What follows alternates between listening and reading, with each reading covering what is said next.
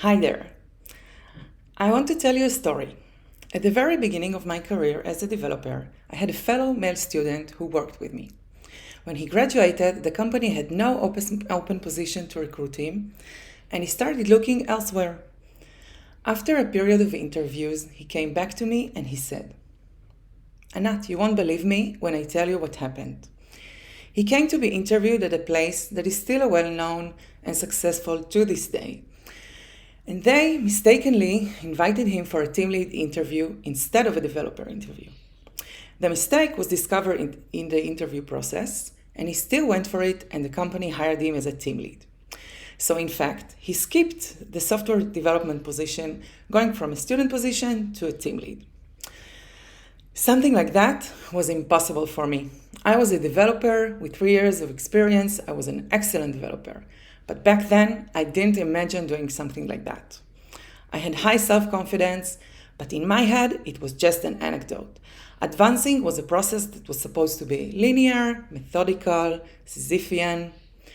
Mental leaps that created career leaps were really not a part of it. Only after a few years did I realize there was a huge gap in self-perception and career perception between me and this guy. So I want you to ask yourself, who can imagine herself continuing the process and eventually taking the role of team lead with hardly any developer experience? If you can imagine this for yourself, it's amazing. And as far as I'm concerned, you should mentor other women. If you've come here, I'm sure you've been preoccupied with these questions of career advancement, self-realization, and self-confidence. So let's look together at you and what you can do to best advance yourself and your career.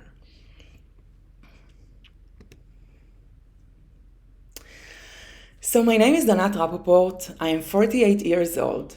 I completed bachelor's and master's degree in computer science and worked all my career in software development and management of software development.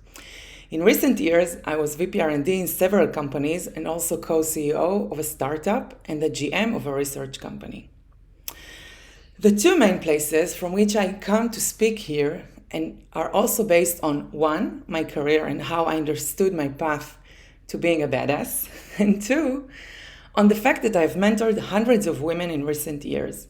I encountered a lot of common problems that women face, and I did my best to inspire and encourage women to get the most out of themselves.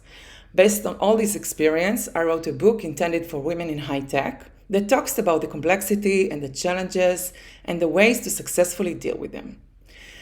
The book talks about self-confidence, promotion to senior positions, salary discussions, dealing with your managers, colleagues, and employees, with product, and a lot of other content from my experience, my mentees, and that of several other wonderful women I interviewed for the book. As I go through my stories and those of other brave women in this lecture, I suggest you look for yourself in the content. Where can you take something and adopt it for yourself and your career? Where can you be even a little braver and take your career one step further for the fuller realization of yourself?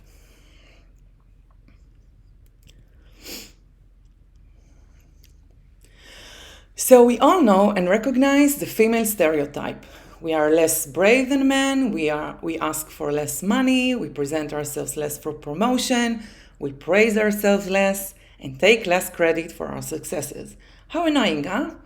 Just saying these things here when I'm saying them to you, it annoys me. So I invite you to get a little angry and take strength from this anger. Being a woman does not necessarily mean being part of the stereotype. It's enough if some of us will get angry a little or a lot and do something to change the situation. Ask for more money, be more courageous, apply for more promotions, and feel equal and worthy. Then more women will follow.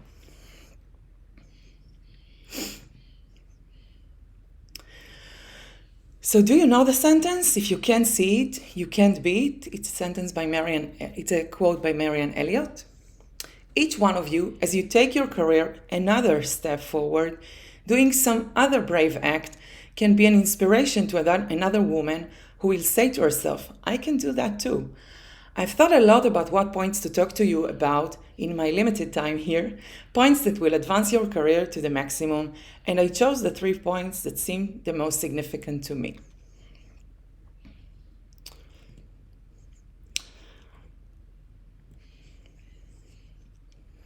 So, another personal story. In 1915, I was one of 3 engineering managers up for a promotion to director. Over the previous 2 years, I had worked hard to show myself capable. I had made personal changes that turned me into a better manager.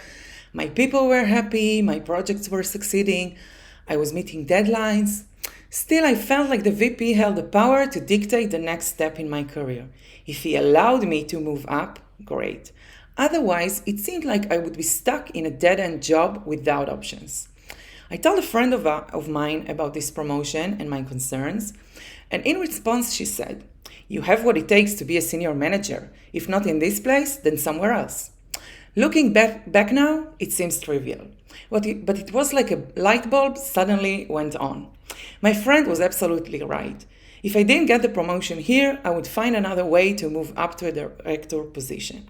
In fact, I didn't need to wait for this VP to think highly of me and make a decision. I could look outside my company now if I wanted.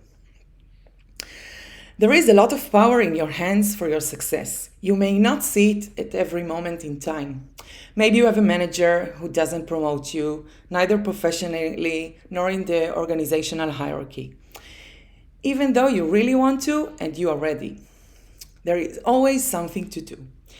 First of all, looking for a new place is always an option. Remember this. Women's loyalty to workplaces is radically greater than men. Do you know why? Because a lot of men leave when they don't progress and don't get what they want. Remember this when better days will come in high tech. Women are waiting. Don't wait. Your career is in your hands. And don't wait for someone to choose you or decide over you. Take yourself forward to the place that is right for you. I know that it's currently a period of time in high tech that is relatively difficult and it is not convenient to look for a job. Nevertheless, you can find a way to make changes in yourself or within your current company. Take credit for what you did. That's one example. You can make yourself more visible to people who can promote you. Take upon yourself a significant project and present it. Take initiatives. Look for opportunities. You know what needs to be done. You are never really stuck, even if at this moment in time you feel that way. Look for creative places to stand out and bring value. Give a lecture on a new topic in your field. Read about professional things that do not apply to you and try them. In development, there are many examples of how to stand out. Try new technologies, implement clean code, try new infrastructures, find new ways of doing tests. You can find other venues to shine outside of development also. For example, in customer success, let's say you are a reactive organization with the customers, meaning you only communicate with the customers if they turn to you. You can schedule a conversation once a week or once a month to talk to the customers and see how they're doing, what is working for them and what doesn't. You will learn a lot from this and bring enormous value to your organization and new standards to your group. This is a way to shine. So, what did I learn from watching the men around me succeed and progress? Before I say what I learned, I want to emphasize that these are stereotypes. Of course, they are not right for everyone, and of course, there are women who are just like that. So men are not preoccupied with their failures. They move on as if nothing happened. Men have a strong focus on the goals, setting high goals and trying very hard to meet them. They are less emotionally involved in balancing work and home, even if in practice they do balance work and home.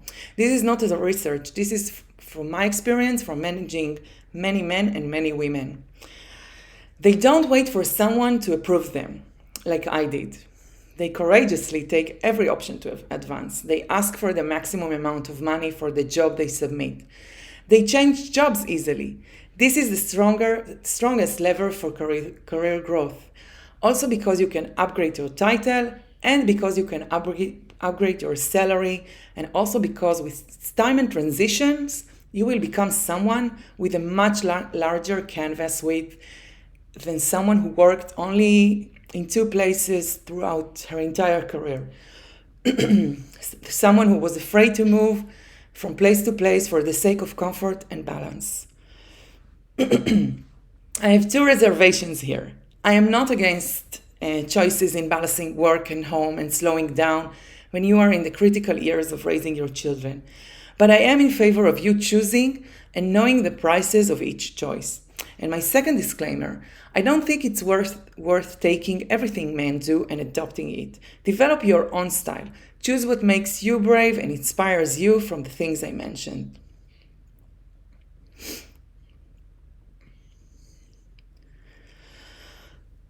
So what does it mean? Develop resistance. Here are a few examples. React calmly and moderately to things that happen, such as organizational changes, change of management, layoffs. Your response to such events should be measured and proportionate. Understand that in some cases, you may have failed, but you are not a failure. Be strong when what you worked on didn't work. It is allowed to fail, and the most important thing is to learn from it. Show that you have learned. Turn the failure into a glorious moment. Publish a lesson learned, run a post-mortem meeting. Don't hide and don't be shy. Your learning is the most important thing in the eyes of the organization and in the eyes of your manager. Be strong in situations where you cannot give your best. For example, if you are a mother now, a mother for small children now. Know that this is your situation. You don't have to run away from it. You don't have to apologize for it. You should reflect it to your manager and do the best you can. Right now, it seems like it's the end of the world. But in the big picture of life, you want your career and you want to raise children. And the wisdom here is to do the best you can with minimal feelings of guilt, both with the children and at work. How can you do that? How can you get there to this place of emotional resilience? So there are a few ways. The first I can suggest is therapy. Go and figure out your insecurities, your emotional state. You can do training with a personal coach. You can take an internal decision to be more confident and do more brave things. You can take mentoring. You can find a mentor, and you can talk to a supporting friend.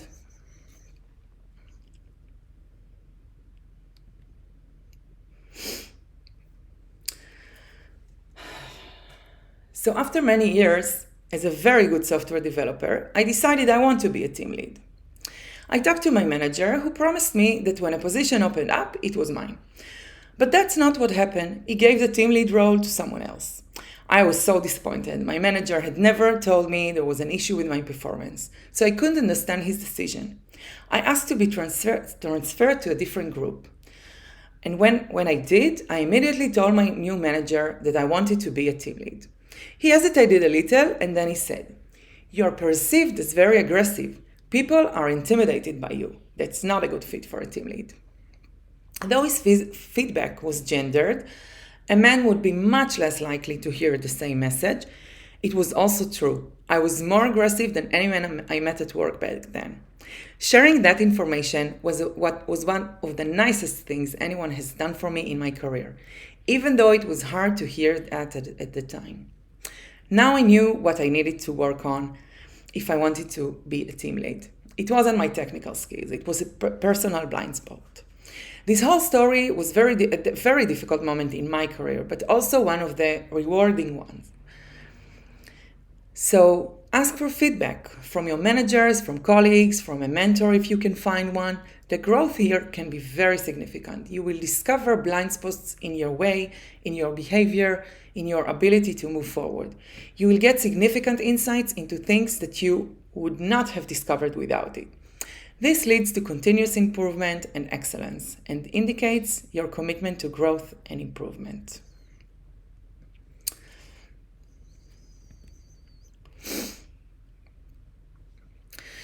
I want to say something which is not so cheerful. The system is broken. It is not suitable for women, not equal, not empowering. There is discrimination, gender biases, and obstacles in all kinds of aspects of life itself, and your career is no exception. If you haven't experienced these difficulties, I'm really, really happy for you. Maybe there are ways to break everything and start from scratch. I don't know them. I personally do my best to promote myself in this broken system and attract more and more women to me to aim upwards. As long as there are enough of us in these senior positions, we can change things from the ground up. That the success of each of us is the success of all of us. We are making progress and demonstrating to others what is possible. I am personally fully committed to the promotion of women wherever and whenever I can. All of us who are listening to me at the moment and want to move forward, to smash another glass ceiling, fix another rung on the ladder that hinders our success.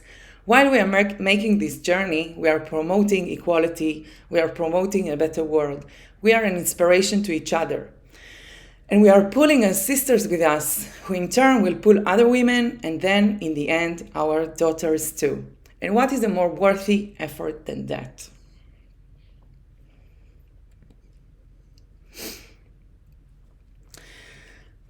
So first of all, thank you for listening.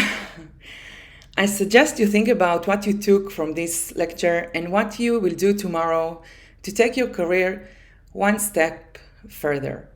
Anyone who wants my book, here is the code. Thank you very much for joining me, and see you soon.